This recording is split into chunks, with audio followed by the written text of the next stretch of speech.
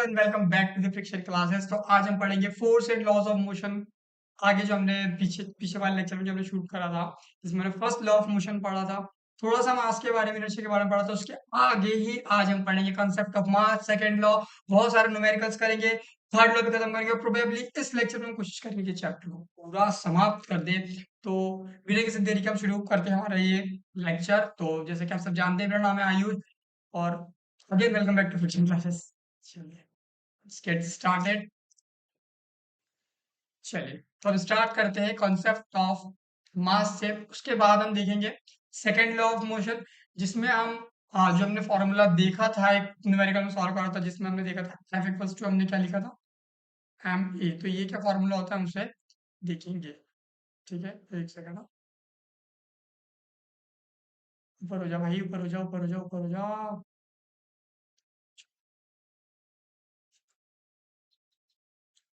Okay, तो सबसे पहले हम पढ़ते हैं concept of mass. What is mass? Mass, बहुत से लोगों को मास और वेट जो होता है वो एक जैसा ही लगता है, ये एक ही क्वांटिटी है, या वेट को वो मास कह देते हैं, मास को वेट कह देते हैं, बट एक्चुअल में ऐसा बिल्कुल भी नहीं होता है। ठीक है, मास काफी अलग चीज है एज कम्पेयर टू वेट, और वेट काफी अलग चीज है एज कम्पेयर टू मास। ठीक है, आगे जब आप ग्रेविटेशन वाला चैप्टर पढ़ेंगे तो उसमें ही हम वेट और मास के बीच में एक रिलेशन देखेंगे। क्या रिलेशन होता है? एक्चुअल में वेट जो होता है वो एक तरह का फोर्स होता है। क्या होता है? एक तरह का फोर्स होता है। ठीक है, फोर्स होता है, और वेट को हम लिखते हैं एम जी, मास। और ये होता है एक्सेलरेशन ड्यू टू ग्रेविटी। ठीक है, एक्सेलरेशन ड्यू टू ग्रेविटी। अब हम पहले मास को जानते हैं, उसके बाद हम वेट को तो बाद में, इसके कारण हम बाद में कभी देखेंगे। ठीक है, चलिए आगे बढ़ो। सबसे पहले मास जो होता है वो होता है actual content present in a body. क्या लिखा है? Mass is measured of actual content present in a body. Mass वो होता है कि एक्चुअल में किसी भी बॉडी में, किसी भी ऑब्जेक्ट में कितना कंटेंट प्रेजेंट है, या हो सकता है, फिल हो सकता है, कितना स्पेस वैकेंट है, उसमें जो जो चीज फिल हो सकती है, वो उसका मास होता है। और मास जो होता है वो ऑलवेज कांस्टेंट है। फॉर एग्जांपल, मैं आपको एग्जांपल देता हूँ। ये एक बॉटल है, ठीक है, मान लेते हैं इसके अंदर 1 लीटर पानी आता है। ठीक है, 1 लीटर इसके अंदर पानी आता है। तो 1 लीटर पानी आता है, तो मैं इसको अगर अर्थ पे हूं मैं अभी, तो अर्थ में मैंने इसके अंदर पानी भरा तो 1 लीटर पानी आया, तो इसमें ये इसका मास है, पहली चीज। दूसरी चीज, फिर मैं इसको लेकर गया मून में, तो भी इसमें 1 ही लीटर पानी आएगा, तो इसका जो मास है, जिसके अंदर क्वांटिटी प्रेजेंट हो सकती है, कंटेंट जो इसके अंदर प्रेजेंट है पूरा, जो पानी भरा हुआ है, ये जो वेट, मतलब सॉरी वेट गलत बोल दिया, ये जो मास मुझे फील हो रहा है, ये जो चीज है वही इसका मास है। ये जो हमने अंदर से हमें जो भारीपन फील हो रहा है वो उसका क्या है?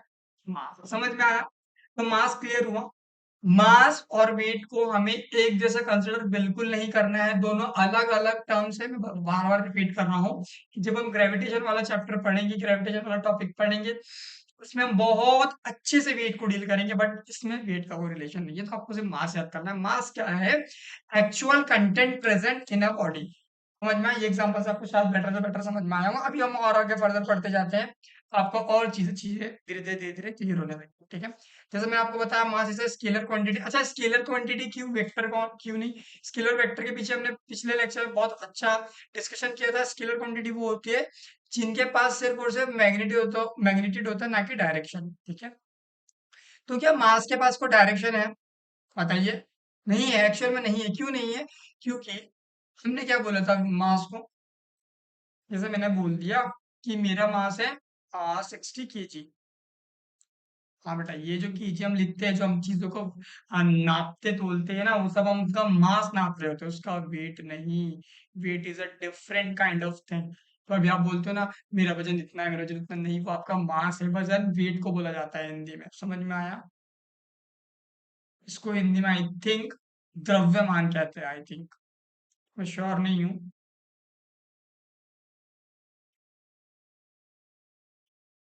ठीक है, चलिए, रेडी। हाँ, तो स्केलर क्वांटिटी होती है क्योंकि इसके पास सिर्फ और सिर्फ मैग्नीट्यूड है। मैग्नीट्यूड समझ गया? जैसे मैंने आपको एग्जांपल क्या दिया था, 60 kg, ओ 6 kg हो गया। वेट, हमने एग्जांपल क्या लिया था? 60 kg। Is it clear? आया समझ में? चलिए आगे बढ़ते हैं। और डिनोटेड बाय एम, किससे डिनोट करते हैं हम इसे? छोटा वाला एम, छोटे वाले एम से हम डिनोट करते हैं मास को। ठीक है, आगे inertia is a property of mass, more the mass more will be the inertia. ये मोर विल बी इंसर्ट लिख दिया है बट ये इनर्शिया है।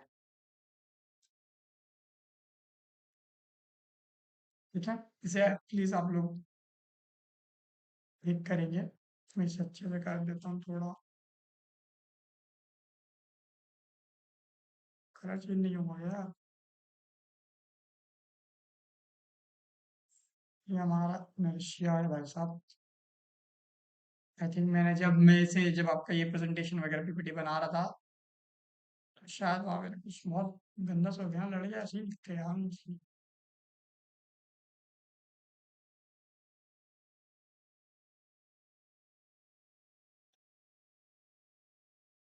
क्या था ये? इनर्शिया। ठीक है, तो समझ जाऊंगा आपको, नॉट टू मच स्टफ। ठीक है, आगे बढ़ते हैं। इतनी कहानी समझ में आई मास की, जैसे मैं आपको एक बार और एग्जांपल दे देता हूँ, फिर से एक बार एग्जांपल समझ लो, है ना? भाई इसको समझना बहुत इंपॉर्टेंट है, वरना बहुत ज्यादा मिसकंसेप्शन हो जाएगा आपका। मान लीजिए एक पानी की टंकी है, मैं वही वाला एग्जांपल ले रहा हूँ, और इसमें ना 5 लीटर पानी आता है। कितना आता है? 5 लीटर पानी आ जाता है। अब आपने इसको फिल कर दिया। ठीक है, अब अर्थ पे आपने देखा, जब आपने इसका मापन करा तो आपको मिलेगा इसका वेट, फॉर एग्जांपल एक एग्जांपल ले रहा हूँ, 5 kg आ रहा है। वेइंग मशीन में आपने करा, तो जब आप इसको मून पर लेकर जाओगे ना, और फिर आपका वही टंकी का आप वेट करेंगे, तो वो भी 5 kg ही आएगा। एग्जाम्पल था, आई रिपीट, ठीक है, एग्जाम्पल था, अच्छे से आपको समझाने के लिए बोला मैंने। समझ में आया?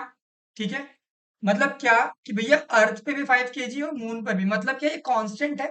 क्या वो एक जैसा है? आगे ऐसा अगर आप प्लेनेट टू प्लेनेट वेरी कर रहे हो, तो ड्यू टू ग्रेविटेशनल फोर्स और XYZ इश्यूज, क्या वो चेंज हो रहा है? नहीं हो रहा है ना। समझ में आया? तो वो हर जगह क्या है? कांस्टेंट है। क्या है? कांस्टेंट।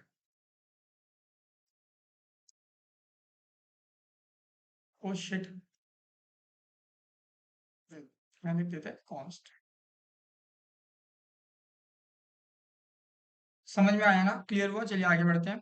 आगे हम पढ़ते हैं बहुत बहुत इंटरेस्टिंग सा topic, which is concept of momentum. बेटा मोमेंटम को जानना ना बहुत ज्यादा इंपॉर्टेंट है to understand second law of motion. Second law of motion completely momentum पे ही बेस्ड, अगर आप ऐसा समझो तो। पहले मैं आपको मोमेंटम बहुत अच्छे से समझाता हूँ, उसके बाद सेकंड लॉ समझाऊंगा तो और बढ़िया मजा आ जाएगा समझने में। ठीक है, और अभी हम एक चीज पढ़ेंगे। जैसे मान लो कोई बिल्डिंग से कोई फॉल होता है, तो हम बोलते हैं कि इस वजह से डेथ हुई है। नहीं, जो मर रहा होता है वो ड्यू टू मोमेंटम मर रहा होता है। ठीक है ना? समझ में आया? आगे बढ़ लेते हैं एक बार। हाँ, it is defined as the quantity of motion content content in a body. इसका मतलब क्या हुआ?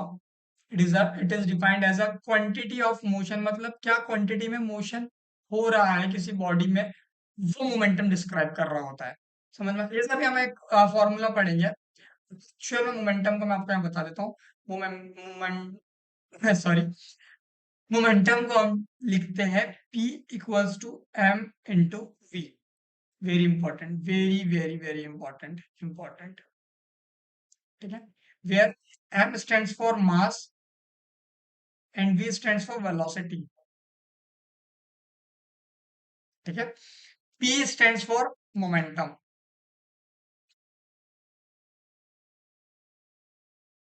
यहाँ लिखा है भी, देखो, डिनोटेड बाय P। ठीक है, और it is the product of mass of a body and its velocity. जैसा मैंने आपको यहाँ लिखा ना अभी, मोमेंटम क्या होता है? मोमेंटम अभी आपको थ्योरी बता रहा हूँ, फिर मैं आपको एक्चुअल मोमेंटम कैसा क्या होता है वो थोड़ा सा समझाऊंगा। जो आपको नीचे डायग्राम दिख रहा है ना, कार्स और ये ट्रक वाले, सब समझेंगे। ठीक है, पहले थ्योरी समझना है वो क्या होता है। ठीक है, हाँ, it is the product of mass of a body and its velocity.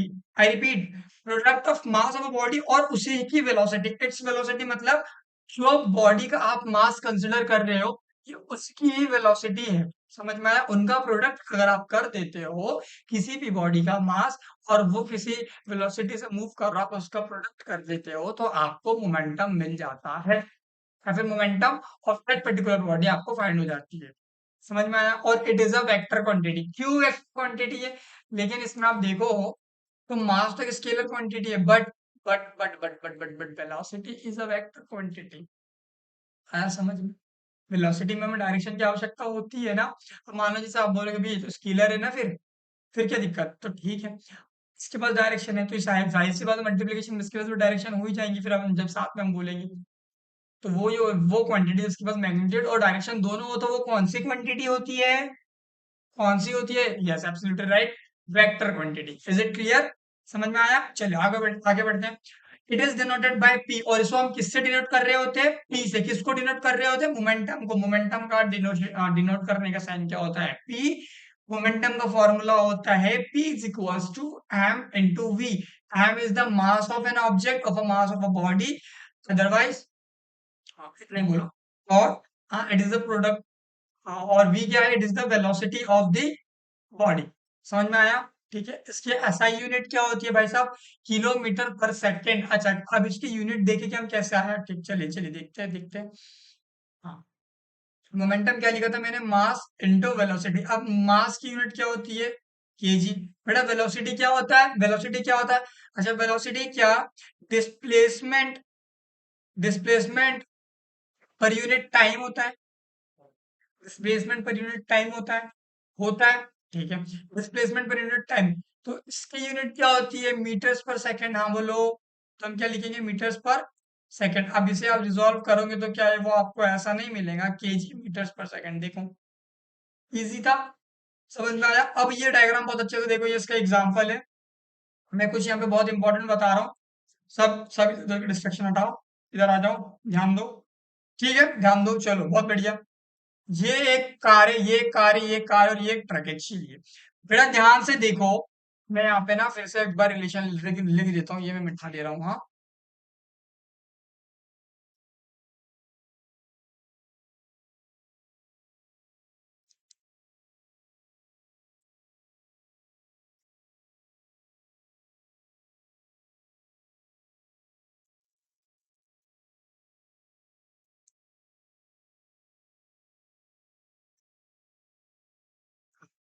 थोड़ा अलग कलर से लिखे क्या? कौन से लिए? इससे लिख के देखते हैं। मैं क्या लिख रहा हूँ? यहाँ लिखते हैं बड़े बड़े में, P equals to M into V. अब आप ध्यान से देखेंगे सभी लोग। कॉन्सेंट्रेट, कॉन्सेंट्रेट, फोकस, फोकस, बहुत बढ़िया। चलो वापिस आ गए। हाँ बेटा, ये एक जैसी कार है। एक जैसी कार का मेरा कहने का मतलब है जो इनका मास होगा वो इक्वल है। ठीक है, ठीक है, ये एक जैसी कार है का कहने का मतलब मेरा इतना था सिर्फ, इनका मास सेम है। ठीक है, मान लेते हैं इनका मास है 100 100 केजी ये वाली कार का, और 100 केजी ये वाली कार का। समझ में आया? समझ में आया? और ये जो मूव कर रही है ये वाली कार जो है, कार ए जो है, कार बी जो है, कार ए मूव कर रही है with velocity of 20 metres per second. Car ए जो है और बी जो है वो मूव कर रही है velocity of 10 metres per second. किससे मूव कर रही है? Velocity of 20 metres per second and velocity of 10 metres per second. Is it clear? अब मान लेते हैं यहाँ पे कोई भाई साहब खड़े हैं।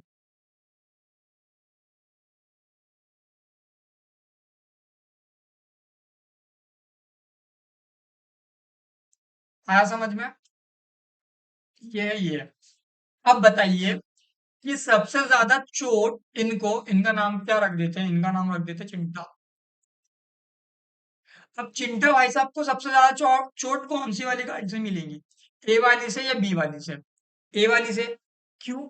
क्योंकि इसकी वेलोसिटी ज्यादा है क्या? हाँ, वेलोसिटी बढ़ गई, वेलोसिटी बढ़ गई। तो वेलोसिटी बढ़ने से मास तो यहाँ कांस्टेंट है। अब आपको मोमेंटम से कंसीडर करवाना, मतलब उसको कंक्लूड करना है। ठीक है, ध्यान से समझो।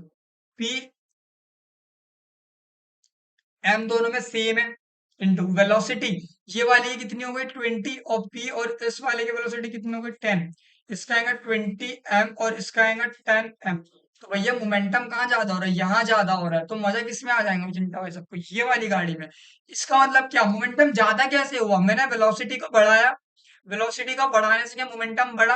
अभी देखो मैंने मास को कांस्टेंट रखा है, मैंने मास को कांस्टेंट रखा, मास को अपन ने कोई छेड़छाड़ नहीं की है, तो भी मोमेंटम इंक्रीज हुआ, मोमेंटम बढ़ा। चोट लगी। अब ये वाला दूसरा एग्जांपल देखो, ये वाला एग्जांपल देखो, यहाँ पर क्या हुआ, मास चेंज है, मास चेंज है, ट्रक का मास ज्यादा है, कार का मास कम है। अब क्या हुआ, दोनों की वेलोसिटी सेम है, वेलोसिटी सेम है, मास चेंज करी मैंने, मास में मैंने चेंज करा, तो क्या हुआ, तो भी क्या मोमेंटम बढ़ेगा। अच्छा एक चीज समझो, एक चीज समझो, मैथमेटिक्स लगा के थोड़ी सी, एक सेकंड।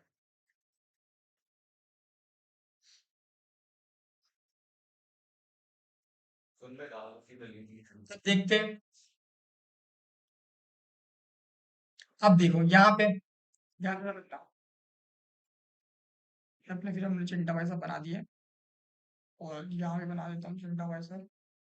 ठीक है, ठीक है, ध्यान देंगे, इसका मास कम था, इसका ज्यादा था। ठीक है, अब इसने इसको धक्का मारी तो इसमें थोड़ी सी चोट लगी, और इसने शायद धक्का मारी तो चटनी बना दी। अब मैं क्या कहना चाह रहा था, जैसे मैंने लिखा 2 into 3, 2 into 4, 2 into 6, बेटा क्या होता है, 2 3 6, 8 12, तो यहाँ पे 2 कांस्टेंट है, और ये चेंज हो रहा है, समझ में आया। मल्टीप्लीकेशन में अगर दो नंबर मल्टीप्लीकेशन में हो, तो आप किसी भी नंबर को इंक्रीज या डिक्रीज करो, दूसरे वाले पे भी इम्पैक्ट पड़ता है, साथ वाले प्रोडक्ट वाले नंबर पर भी इम्पैक्ट पड़ता है। तो यही, अगर आप मास मास को बढ़ा दो, या आप वेलोसिटी को बढ़ा दो, या आप मास को बढ़ा दो, या वेलोसिटी को बढ़ा दो, आपका जो मोमेंटम था वो बढ़ेगा ही। ऐसा ही उल्टा अगर आप कर दोगे, घटा दोगे, तो भी वो घटेगा ही। समझ में आया क्या, समझ में आया। चलो अब आ रहा है एक एनटीएससी का न्यूमेरिकल, इसे बहुत अच्छे से हम डील करने वाले हैं। चलिए समझते हैं मित्रों, थोड़ा मेरा पेंटअप ठीक से काम नहीं कर रहा है, साफ करें, थोड़ा सा इशू हो रहा है। चलो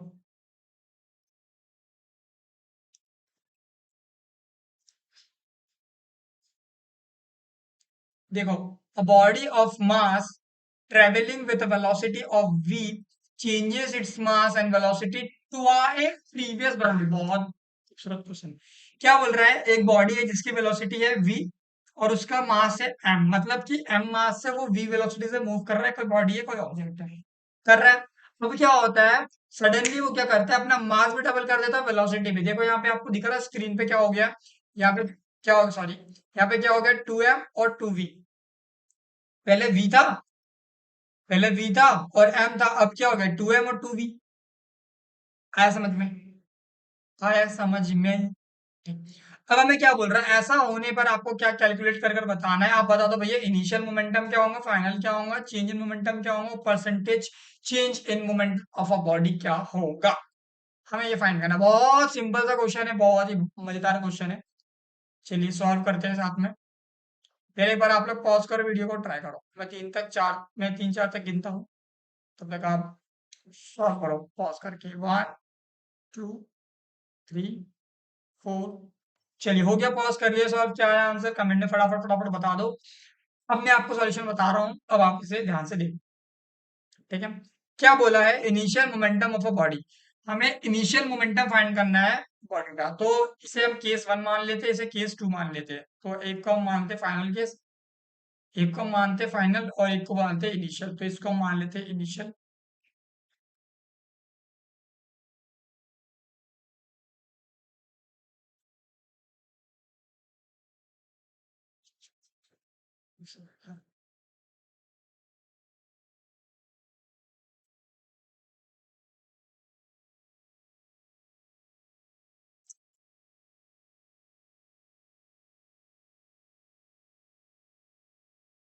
चलिए, तो अब हम सॉल्व करते हैं, तो अब हम क्या करते हैं, इसको हम मान लेते हैं इनिशियल वाला केस, और इसको मान लेते हैं फाइनल वाला केस।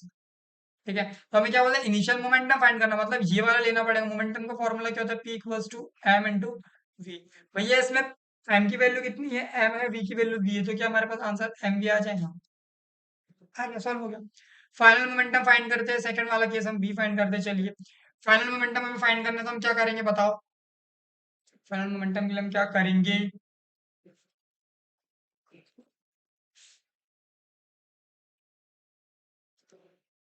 फाइनल मोमेंटम के लिए हम क्या करेंगे, फाइनल वाला केस ये था, तो हम यहाँ पे क्या करते हैं, हमें पता है P इक्वल्स टू क्या होता है, एम इंटू वी। तो P इक्वल्स टू, अरे यार क्या हो रहा है,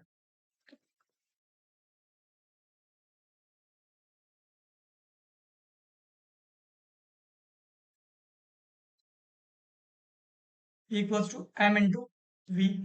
पी एम की वैल्यू कितनी थी 2m, वी की वैल्यू कितनी है 2v, इनका मल्टीप्लीकेशन कर तो p इक्वल्स टू आपको 4mv मिलेगा। क्या क्या फाइनल या इनिशियल। सब क्या बोला चेंज इन मोमेंटम। चेंज क्या मतलब डेल्टा पी फाइंड करना है हमें। डेल्टा पी फाइंड करना है, कैसे करेंगे बताओ, कैसे होगा डेल्टा पी को फाइंड, कैसे होगा डेल्टा पी फाइंड। हमें ये मोमेंटम पता, फाइनल माइनस इनिशियल कर दो हो जाएगा। यस है, हम क्या करेंगे फाइनल मोमेंटम, शिट यार, final momentum minus initial momentum, final momentum which is 4mv minus mv which is equal to 3mv। आया समझ, आया क्या समझ। ये थर्ड वाला केस हो गया। अब लास्ट वाला अच्छा देखो डी वाला। इसमें क्या लिखा percentage change in momentum of body, मतलब क्या परसेंट का चेंज आया मोमेंटम में, मोमेंटम में आपको ये फाइंड करके बताना है बॉडी का। बहुत इजी फॉर्मूला है, परसेंटेज का फॉर्मूला मैं आपको बता देता हूँ और इसे आप कैलकुलेट करें मेरे साथ साथ। तो percentage which is equals to final minus initial upon initial into 100। ये फॉर्मूला है, ध्यान रखेंगे सभी लोग। इसे कॉपी में नोट करो, सारी चीज नोट करते हुए चलो भाई। ये फाइनल कितना था, फाइनल था 4mv माइनस इनिशियल कितना था mv माइनस इनिशियल कितना था mv। थोड़ा गंदा सा लिखा रहा है यार आज। mv इंटू 100, ये कितना आ जाएगा 3mv अपॉन mv, mv से mv कैंसिल आउट, यहाँ पे 100 है ना, तो हमें कितना मिला 300%। मतलब 300% का इजाफा हुआ है इसमें, इसमें चेंज इन मोमेंटम, मतलब जो चेंज आया मोमेंटम में वो 300% का हुआ है। समझ आया, जो तीन लिखा था ना, तीन लिखा था ना मैं, 3mv का चेंज, ये 3mv का चेंज मतलब क्या 300% का इजाफा हो गया उसमें। समझ में आया। चलिए, न्यूमेरिकल उम्मीद है आपका अच्छे से बन गया हो, अगर नहीं बना हो तो प्लीज भैया कमेंट कर देना और बता देना कि नहीं समझ में आया, तो मैं तुमको फिर से रिपीट करके समझा दूंगा। चलो अब हम पढ़ते हैं सेकंड लॉ ऑफ मोशन की और पढ़े। चलिए देखिए सभी लोग, सेकेंड लॉ ऑफ मोशन क्या बोलता है। ये थोड़ा सा कॉम्प्लिकेटिंग लगता है स्टूडेंट्स को, बट है नहीं, एक्चुअल में नहीं है भाई, बहुत इजी लॉ है। ठीक है पढ़ो, क्या बोला है। It states that rate of change of momentum is directly proportional to external unbalance force applied on on the body.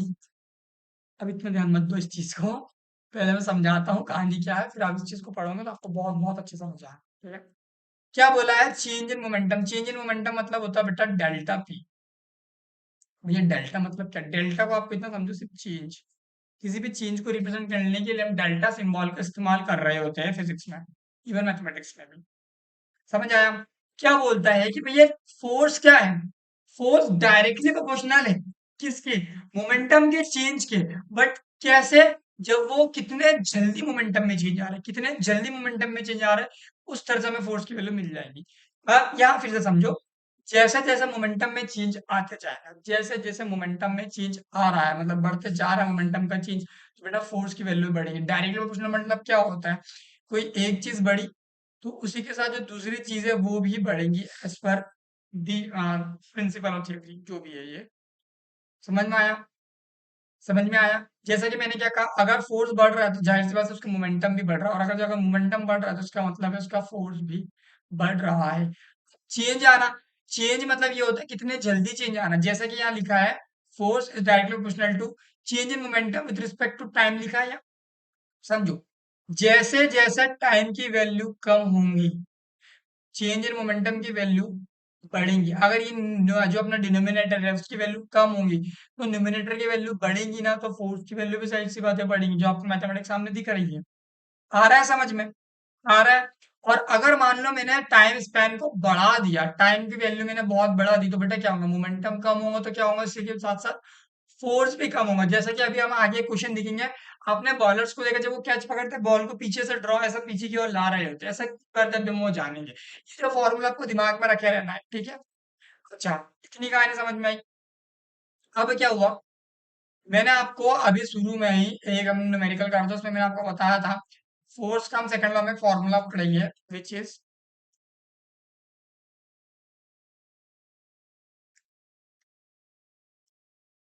F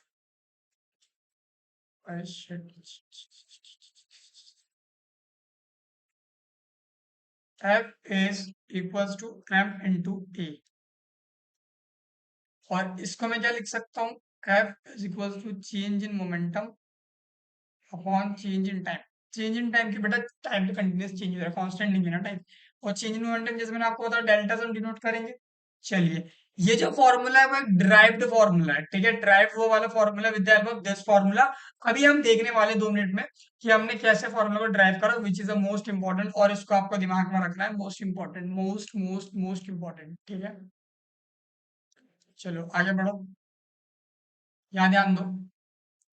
मैंने बताया यहाँ पे फोर्स जैसे इंक्रीज हो रहा है वैसे वैसे मोमेंटम इंक्रीज हो रहा है, ठीक है ना। अब यहाँ देखो, force is directly proportional to delta P by delta T लिखा है। अब न्यूटन से आपको लगा यार यहाँ पे ना कुछ भाई कोई कांस्टेंट हो सकता है, तूने के लिखा। बट जब हमने सॉल्व करा, देखा, एनालाइज करा, तो के की वैल्यू कुछ नहीं थी, तो हमने उसको के को 1 से रिप्लेस कर दिया, 1 लिखा, मल्टीप्लाई कर दिया, तो हमें क्या हुआ, force equals to delta P by delta T लिख दिया। अब समझो, डेल्टा पी मतलब क्या है, change in momentum, change in momentum, ठीक है। तो क्या final momentum minus initial momentum की बात हो रही है, final momentum minus initial momentum हम करेंगे तो एफ इक्वल्स टू दिस आएगा। और इसकी वैल्यू हम क्या लिख सकते हैं, एम बी। मोमेंटम क्या होता था, मोमेंटम इक्वल्स टू क्या होता था, एम इंटू वी होता था। Momentum equals to M into V, M into V करा तो हमने क्या लिखा, एम एम माइनस वी, ठीक है। और यहाँ पे क्या करा, फाइनल के लिए, और इनिशियल के लिए हमने यू ले लिया वेलोसिटी को, तो M minus V M minus V, M को हमने कॉमन लिया, V minus V by T लिया।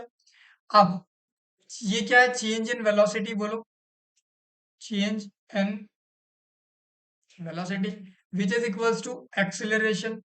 तो क्या इस पूरे टर्म को मैं ए लिख सकता हूँ, तो F equals to M into A आ गया क्या, समझ में आया क्या, ठीक है, समझ में आया। F equals to M A कैसे फाइंड हुआ, ये एक ड्राइव्ड फॉर्मूला है। क्यू और मतलब जो हमारा सेकंड लॉ था उसके बेसिस पे हमें क्या फॉर्मूला मिलता है, F equals to delta P by delta T.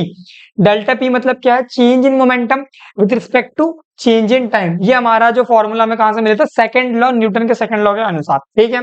और हमने उसके बेसिस पे हमने अपने थोड़ी मैथमेटिक्स लगा के एक नया फॉर्मूला इजाद करा, नया फॉर्मूला ड्राइव करा, जिसका नाम है एफ इक्वल्स टू एम है, मतलब इसकी इक्वेशन है एफ इक्वल्स टू एम है। और डेल्टा पी मतलब क्या होता है भैया, चेंज। क्या होता है, चेंज। चेंज मतलब क्या, कि जो मान लेते पहला मोमेंटम उसका कुछ था और उसके बाद चेंज क्या आ रहा है वो, फॉर एग्जांपल पहले कोई एक्स मोमेंटम था और बाद में फाइनल मोमेंटम उसका वाई है, तो एक्स से वाई तक जाने में क्या चेंज आया वो हमें पता करना है, समझ में आया, वो होता है पर्टिकुलर चेंज, ठीक है। क्लियर हुआ। और वैसे ही मैंने यहाँ पे भी लिखा, देखिए delta P equals to delta F minus delta I, मतलब इनिशियल। आगे बढ़ते हैं, ये क्वेश्चन पढ़िए क्या लिखा है। अगला क्वेश्चन इसके रिगार्डिंग है, ठीक है, क्या था, Why does the cricketer draw his hand backward while catching a ball? जो क्रिकेटर्स होते हैं वो अपने हाथों को पीछे क्यों ले जाते हैं जब वो बॉल को कैच कर रहे होते हैं, ये आपके एनसीईआरटी में भी इवन एक है आर्टिकल, आप पढ़ लीजिएगा, ठीक है। आप समझिए क्या होता है, मैंने आपको क्या बताया था, फोर्स का फॉर्मूला सेकंड लॉ के अनुसार delta P upon delta T, आया समझ में, delta P upon delta T, इसका मतलब क्या होता है, change in momentum with respect to time. मतलब क्या, देखिए इन्होंने ये बॉल को कैच किया और अपने हाथों को पीछे ले गया, तो जब ये पीछे ले जा रहे हैं तो क्या टाइम बढ़ रहा है, टाइम बढ़ रहा है। अगर टाइम की क्वांटिटी में बढ़ाता हूं तो क्या फोर्स की क्वांटिटी घटेगी, और क्या है उसी के साथ साथ मोमेंटम की क्वांटिटी भी घटेगी।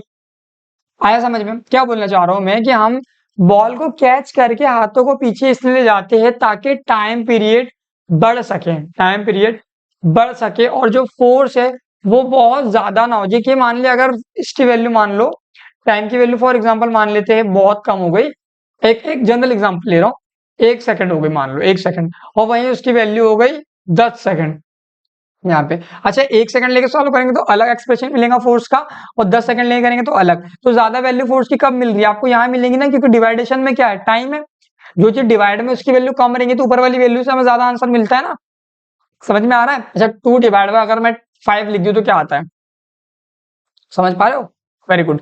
और वैसे ही अगर मैं 5/10 लिख दूं तो क्या आता है, और कम वैल्यू। वो वही कॉन्सेप्ट आपका मैथमेटिक्स लग रहा है जो आपको पहले से पता है, सिंपली, है ना? समझ में आया? इतना बेसिक समझ में आया? तो वो कैच लेकर हाथों को पीछे ले जाते हैं ताकि टाइम पीरियड बढ़ जाए और फोर्स का इम्पैक्ट कम हो जाए। यहां पढ़ जाओ, by moving the hands backward the impulse applied by the ball on the hand decreases as the time period of slowing down the ball increases, thus the fielder experience less force on his hand while catching the ball. Is it clear? मैं आपको और अच्छा example देता हूँ एक।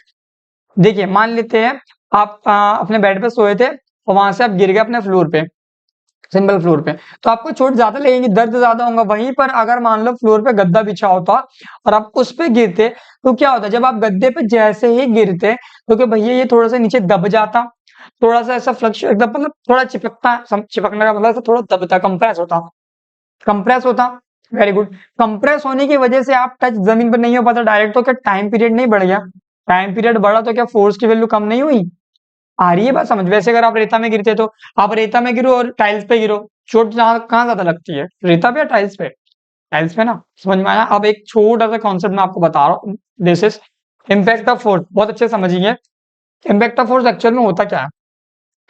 Impact of force का मतलब ये है कि मान लो अगर कोई छत से गिरता है और अगर उसकी डेथ हो जाती है, उसे बहुत ज्यादा चोट लगती है, तो उसकी चोट के पीछे का कारण वेलोसिटी नहीं है कि किस वेलोसिटी से गिर रहा है, ये मैटर नहीं करता है। समझ रहे हो? अगर अपन बोलते कि ये बहुत तेजी से गिर गया तो उसकी डेथ हो गई या फिर उसे चोट लग गई, नहीं, उसको मैटर कर रहा होता है फोर्स, मोमेंटम, टाइम। कैसे? अब समझिए समझिए समझिए। ये यहां से गिरा, एक ऑब्जेक्ट या कोई व्यक्ति यहां से गिर गया, इस हाइट से, कोई टच हाइट है मान लो, यहां से गिरा, गिरा गिरा गिरा। अब जब जमीन पे टच होने से पहले, मान लो जस्ट जमीन से टच होने से पहले उसकी बहुत मैक्सिमम वेलोसिटी होंगी, मैक्सिमम वेलोसिटी, क्योंकि जैसे ही वो जमीन पर टच होगा तो उसकी वी की वैल्यू कितनी हो जाएंगी, ये फाइनल कितना आ जाएगा उसका, फाइनल वेलोसिटी कितनी मिलेंगी? 0 मिलेंगी। जैसे ही जमीन पर टच होने वाला होगा, समझ में आया? समझ में आया? जैसे ही जमीन पर टच होने वाला होगा तो उसकी मैक्सिमम होंगी और फाइनल क्या आएंगी? 0। तो आपको क्या समझना, ध्यान दीजिए। लेकिन अब वो आते जा रहा है, आते जा रहा है, आते जा रहा है, आते जा रहा है, तो क्या टाइम कंटिन्यूस से बढ़ते जा रहा है, कंटिन्यूस बढ़ते जा रहा है, बढ़ते जा रहा है, बढ़ते जा रहा है।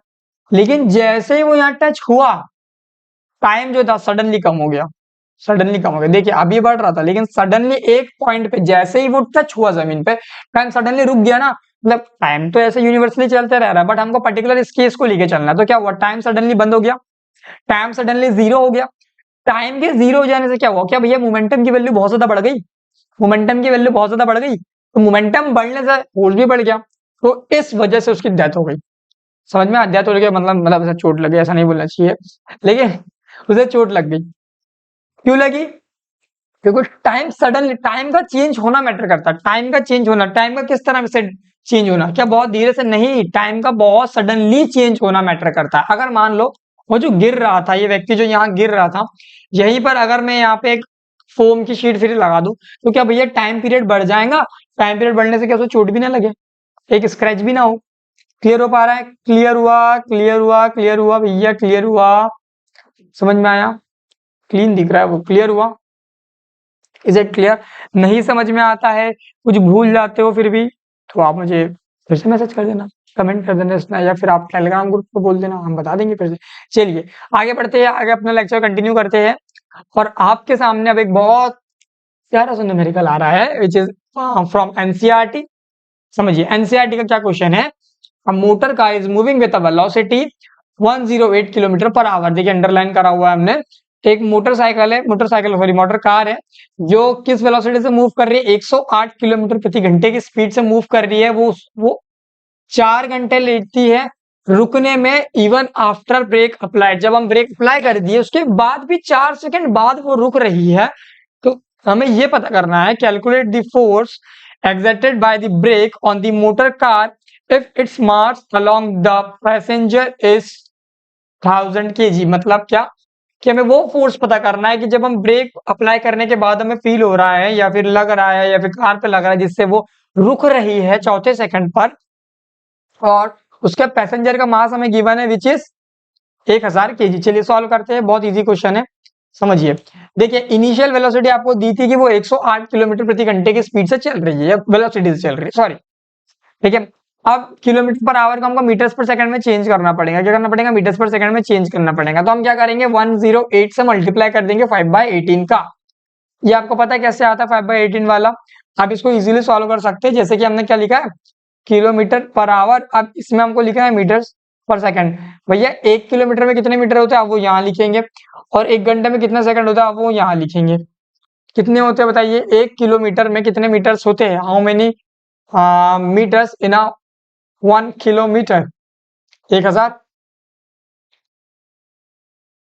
डिवाइड बाय 1 घंटे में कितने सेकंड्स होते हैं, 1 घंटे में कितने मिनट हो गए, 60 मिनट इंटू 60, 0 0 0 0 0 विच इज 10/36। आप इसको डिवाइड कर लो, खत्म। 5 टाइम्स में ये गया 2 के टेबल में, और 2 1 2, और 2 अब ये यहाँ पे कैरी 1 चल जाए तो 18, तो which is 5/18। Is it clear, समझ में आया, समझ में आया, ये आप देख लेना एक बार आपसे, और है ना। चलिए आगे बढ़ते हैं। हाँ, तो भाई साहब हमें इनिशियल वेलोसिटी गिवन है, तो हमने क्या करा, उसको काट पीट ने, मतलब हमने उसको किलोमीटर पर आवर को मीटर्स पर सेकंड में चेंज करा बेटा, तो हमें वैल्यू मिलती है 30 मीटर्स पर सेकंड की स्पीड से उसकी वेलोसिटी, या स्पीड, सॉरी वेलोसिटी थी, इनिशियल वेलोसिटी। अच्छा, फिर क्या बोला मैंने, फाइनल वेलोसिटी 0 लिखी है, क्यों लिखी है पता है, क्योंकि देखिए वो रिटार्डेशन हो रहा है, मतलब कि क्या बोला था कि वो रुक जाता है चौथे सेकंड में जाकर। कौन, वो गाड़ी जो है वो चौथे सेकंड में जाकर रुक जा रही है, तो जाहिर सी बात है रुक रही है, तो उसकी वेलोसिटी क्या होगी, फाइनल वेलोसिटी 0 हो गई। Is it clear. और आपको टाइम भी गिवन था, टाइम कितना था भैया, 4 सेकंड दिया हुआ था, बहुत बढ़िया। 4 सेकंड के बाद मास आपको गिवन था विच इज 1000 kg। समझ आया आपको, वैल्यू में दिक्कत नहीं, ठीक है। अब हमने फोर्स निकाला, फोर्स फाइंड करना था हमें, जैसे कि हमें क्वेश्चन में बोला करता फोर्स पता करके बताओ, तो भैया फोर्स इक्वल्स टू होता है मास इनटू एक्सेलरेशन। अभी मास हमें पता ही है, एक्सेलरेशन हम पता कर सकते हैं। कैसे पता करेंगे, एक्सेलरेशन की वैल्यू क्या होता है, एक्सेलरेशन का फॉर्मूला क्या होता है, एक्सेलरेशन इक्वल्स टू होता है v minus u by t, final velocity minus initial velocity with respect to time. अब हमने ये वैल्यूज पुट करी, 1000 से उसका मल्टीप्लीकेशन किया, 1000 मतलब कि ये मास है, समझना। v से हमने v मतलब 0 रखा, u हमने सॉरी कितना रखा, 30 रखा, और 4 हमें दिया हुआ था 4 सेकंड। अब आप इसे कैलकुलेट करें, 1 सेकंड में थोड़ा इसको नीचे कर लूं, ठीक है। अब देखिए हमने कैलकुलेट करा, -30 यहाँ आ गया। ये हमने पूरा कैलकुलेशन करने के बाद हमें फाइनल वैल्यू मिलती है which is 7500 Newton, which is negative. Negative आपको क्या बताता है, नेगेटिव आपको बताता है बेटा रिटार्डिंग फोर्स। क्या बताता है, रिटार्डिंग फोर्स। हमने शायद प्रीवियस चैप्टर में आपने पढ़ा होगा फोर्स, रिटार्डिंग फोर्स। कैसा रिटार्डिंग फोर्स, देखिए मैं कहाँ ड्रॉ करूं, यहाँ ड्रॉ कर लेते हैं ना। देखिए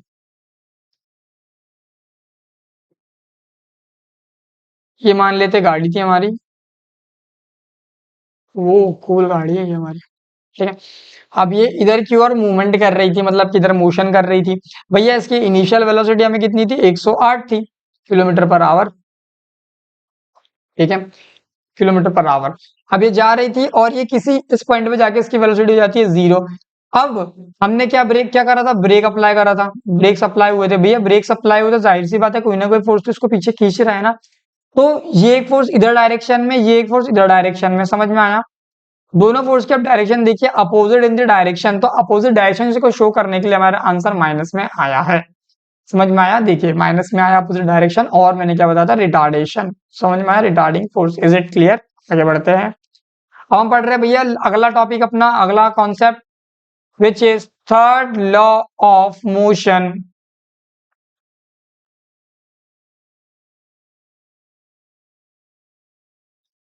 चलिए पढ़े, ठीक है। ये तो हर व्यक्ति को पता होता है, आपको भी पता रहा होगा पहले से, फिर हम पढ़ लेते हैं क्या लिखा है।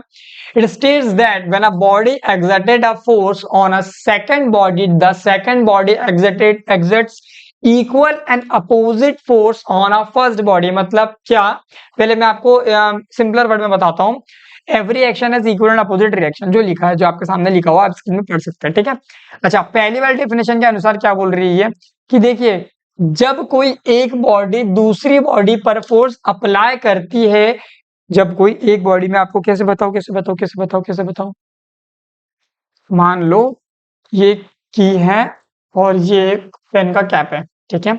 अब ये ए बॉडी है, ये एक बी बॉडी है, मैंने इस पे कोई, इस बॉडी ने इस पे कोई फोर्स अप्लाई करा, तो वैसे ही ये बॉडी पे इस पे उतने ही फोर्स अप्लाई करती है, लेकिन अपोजिट डायरेक्शन में। फिर से समझिए, ये डायग्राम से मैं आपको समझाता हूँ। अभी आप इतना समझ में आया आपको, जिसको हम क्या बोलते हैं, equal, sorry, every action is equal and opposite reaction. आपने कोई एक्शन करा, उसका जो रिएक्शन होता है, उसका जो मतलब every action has equal and opposite reaction का मतलब ये कि हर एक एक्शन का अपना एक पर्टिकुलर रिएक्शन होता है। समझ आया?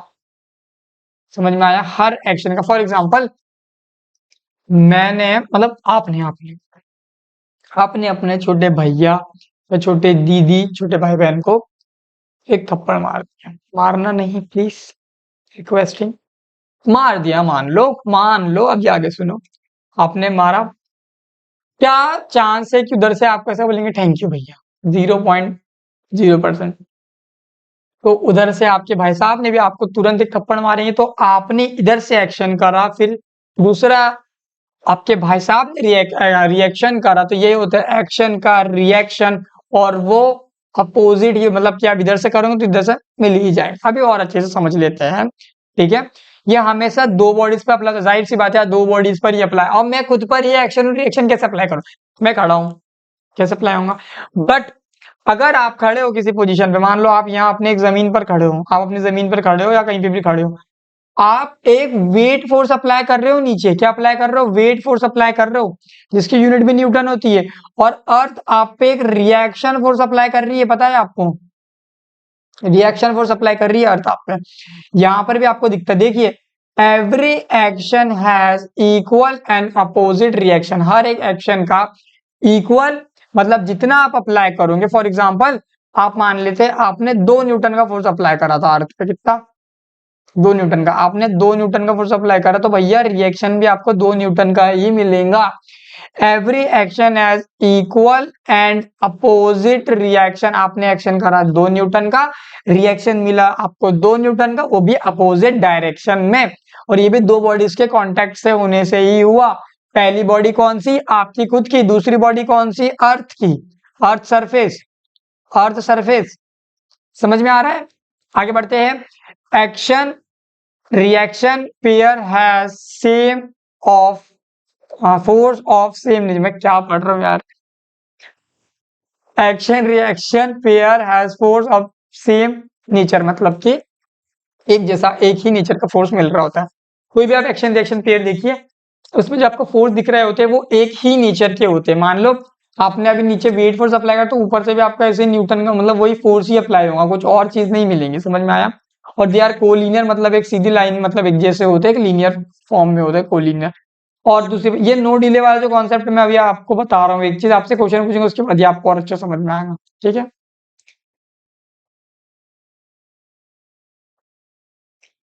इस बार इस टॉपिक को एक बार और अच्छे से हम देख लेते हैं, मतलब ये जो डायग्राम बना हुआ, देखिए, m1 मास का एक ऑब्जेक्ट और m2 मास का ऑब्जेक्ट है। देखिए, दो, आपको पता है हर एक ऑब्जेक्ट एक दूसरे पे फोर्स अप्लाई कर रहा होता है, पता है ये चीज। तो हम अभी दो ऑब्जेक्ट को हमने कंसिडर करा, ये पॉइंट ऑब्जेक्ट है जिनका मास हमको m1 और m2 दिया हुआ। देखिए भाई साहब, m1 m2 दिया हुआ है। आप देखिए, ये एक फोर्स दिख रहा है, ये एक फोर्स दिख रहा है, जो ब्लैक एरो से आपको शो हो रहा है। देखिए, जो m2 पे आपको ब्लैक एरो शो हो रही है, उस पर हमने क्या लिखा है, ये देखिए m2 वाली, ये दिख रही है ब्लैक एरो, क्या लिखा है? This force is for m1 ball. मतलब कि ये जो फोर्स दिख रहा है ना आपको, ये m1 बॉल ने लगाया m2 पे अपनी तरफ अट्रैक्ट करने के लिए। और ये वाला जो फोर्स दिख रहा है आपको, ये m2 बॉल ने लगाया है m1 बॉल, मतलब ये m2 बॉल ने लगाया है अपनी तरफ अट्रैक्ट करने के लिए m1 को। समझ में आया? मतलब this force is for m2 ball. ये देखो, ये देखिए, ये फोर्स जो है m2 बॉल के लिए। खुद ब खुद थोड़ी लगाएंगे यार, अपने आप में थोड़ी लग सकता है। अब M1 M2 पे लगा रहा है, M1 जो फोर्स, M1 जो बॉल है, M1 फोर्स, M1 बॉल किस पे लगा रहा है? M2 पे फोर्स, ये वाला फोर्स। और M2 इस पे फोर्स लगा रही है अपनी तरफ खींचने के लिए। समझ में आया? समझ में आया? अच्छा, मैं आपको ये पूछ रहा था, इतना तो आपको समझ में आया। नहीं समझ में आया तो भाई बहन प्लीज कमेंट कर देना कि भैया नहीं समझ में आ रहा है, हम फिर से पढ़ लेंगे। समझ में आया? अच्छा, नो डिले वाली पिक्चर क्या थी, अब समझिए। ये गेट है, एक सेकंड,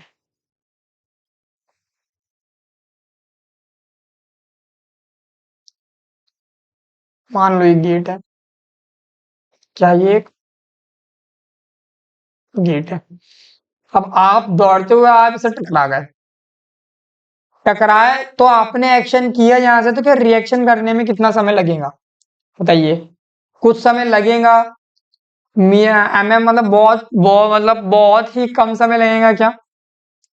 मिली सेकेंड्स में समय लगेगा?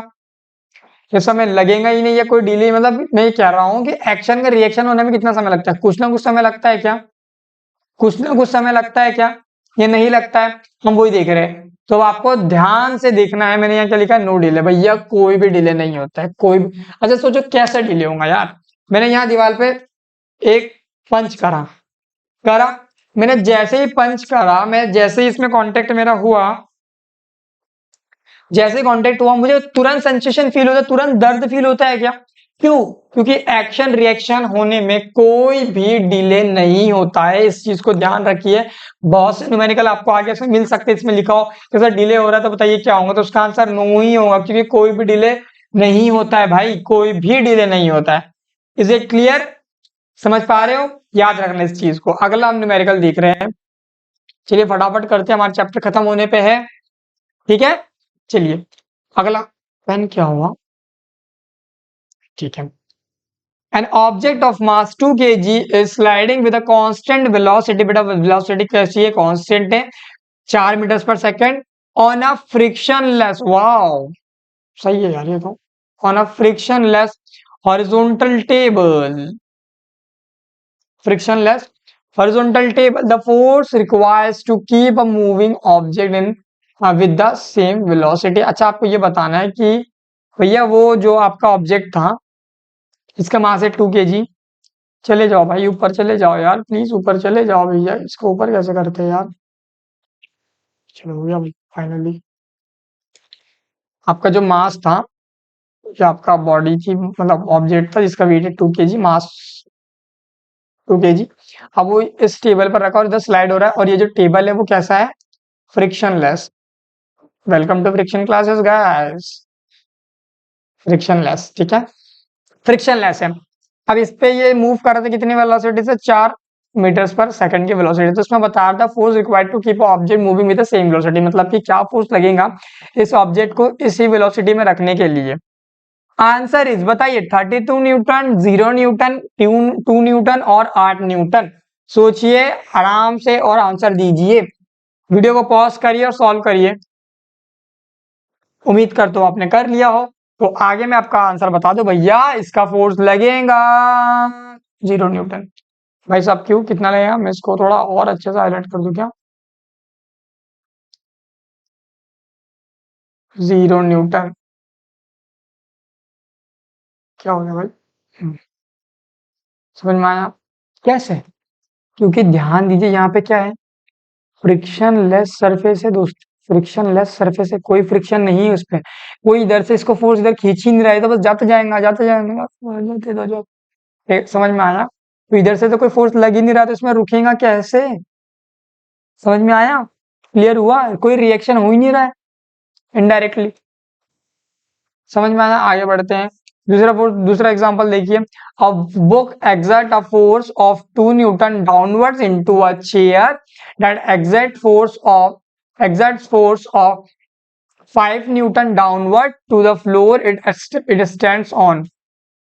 What is the force that the floor exerts upward on the chair? बहुत इजी क्वेश्चन है।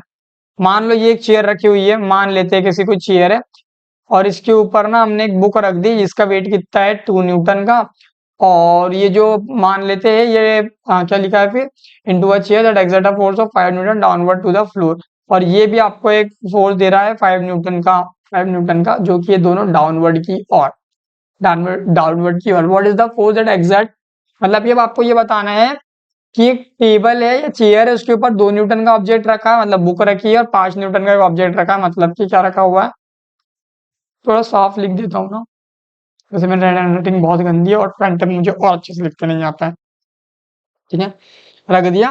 तो जो फ्लोर है भाई साहब, ये कितना रिएक्शन फोर्स लगा रहा है इस ऑब्जेक्ट पर, ये आपको पता कर कर बताना है। ये कितना होगा, चलिए एक बार, बहुत इजी क्वेश्चन है यार, ऐसे सॉल्व हो जाएगा, इसमें क्या है बताओ, ध्यान से देखो।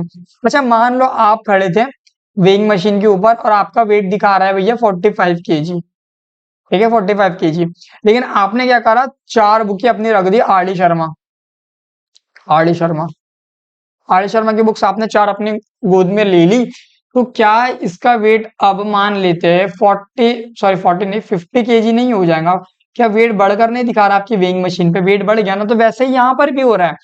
टेबल का वेट 5 kg, मतलब चेयर सॉरी, हाँ 5 न्यूटन, और इसका फोर्स कितना हो गया 2 न्यूटन। दोनों को ऐड करेंगे तो कितना आ गया भैया 7 न्यूटन। मैंने क्या बताया था, कितना फोर्स एक्सर्ट करता है surface opposite, same, equal, equal and opposite, equal and opposite. तो भैया इक्वल तो मिल गया 7 न्यूटन, और अपोजिट कर रहा है ऊपर की ओर अपवर्ड, देखो लिखा ही है अपवर्ड, तो कितना आंसर आ जाएगा इसका 7 न्यूटन। समझ में आया? इसको और अच्छे से हाईलाइट कर दिया जाए, समझ में आया? Is it clear? अगला पढ़ते हैं, चलिए क्या लिखा है, velocity versus time graph of a ball of mass 5 kg 5 gram 50 gram, और क्या हो रहा है आज, 50 gram rolling on a concrete floor is shown in figure, calculate the acceleration and frictional force of the floor on the ball। बहुत easy question है, बहुत easy question है। देखिए आपको डायग्राम भी दिया है, टाइम वर्सेस टाइम और sorry velocity versus time graph. ये आपकी वेलोसिटी है, ये आपका टाइम है, ठीक है। इधर से टाइम भी बढ़ते जा रहा है, इधर से वेलोसिटी भी बढ़ते जा रही है, ठीक है भाई साहब। अब आपको क्या बात करनी है, एक्सेलरेशन बताना है एंड फ्रिक्शनल फोर्स के बारे में आपको जानकारी देनी है, किस प्रकार का इनका रिलेशन या फिर यहाँ पे आपको मिल रहा है फ्रिक्शन फोर्स और एक्सेलरेशन, ठीक है। बहुत इजी क्वेश्चन है, कर लेंगे इजीली। देखते हैं, फिर हम देखते हैं एक्सेलरेशन कैसे फाइंड करेंगे, ठीक है। चलिए, अच्छा हमने प्रीवियस पढ़ा है स्लोप का फॉर्मूला क्या होता है, वी जब वेलोसिटी और टाइम ग्राफ हम पढ़ रहे होते हैं तो क्या भैया tan थीटा हमने पढ़ा है क्या? tan थीटा क्या होता है? tan थीटा इक्वल्स टू होता है परपेंडिकुलर अपॉन बेस। थोड़ा अच्छे से लिख दो भैया, ऐसा लिखते हो डॉक्टर जैसा किसी, वो आपको ही समझ आया, हमें तो समझ ही नहीं आया, ऐसा आप कह रहे होंगे। ठीक है, अच्छे से लिखते हैं, थोड़ा लिखने की कोशिश करते हैं साफ साफ। tan theta which is equals to perpendicular upon base, ये हमने पढ़ा है ना, पढ़ा है।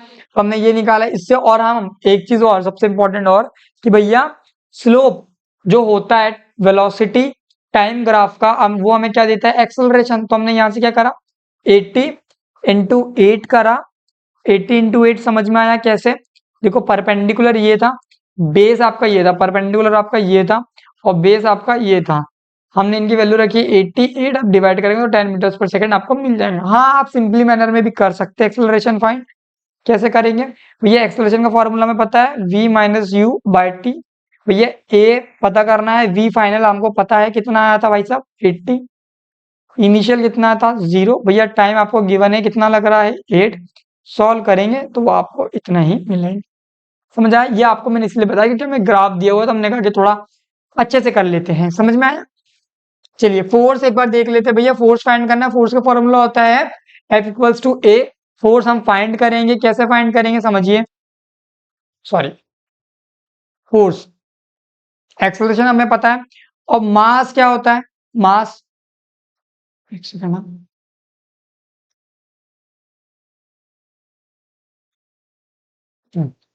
हमने एक्सेलरेशन की वैल्यू रखी 10, मास हमारा ग्राम में था, उसको हम केजी में चेंज करेंगे, उसको हम 100 से मल्टीप्लाई डिवाइड कर देंगे तो ये एक जीरो से ये एक जीरो कैंसिल, इस जीरो से ये जीरो कैंसिल, तो फोर्स आपको कितना लग रहा है 5 न्यूटन का। समझ में आया? इजी क्वेश्चन था, देखो आपने एक्सेलरेशन में फाइंड कर लिया, बेटा फोर्स भी फाइंड कर लिया, कोई दिक्कत नहीं, कोई टफ नहीं है, ठीक है। चलिए आगे बढ़ते हैं। यार ये क्वेश्चन हम कर चुके हैं, ये आई थिंक फिर से रिपीट हो गया है। हाँ भाई साहब ये रिपीटेड क्वेश्चन है, ठीक है, ये रिपीट हो चुका है, आप इसे ध्यान दीजिए, ये रिपीट हो गया है, रिपीट हो गया है ना। हाँ चलिए हमारा लेक्चर अब समाप्त।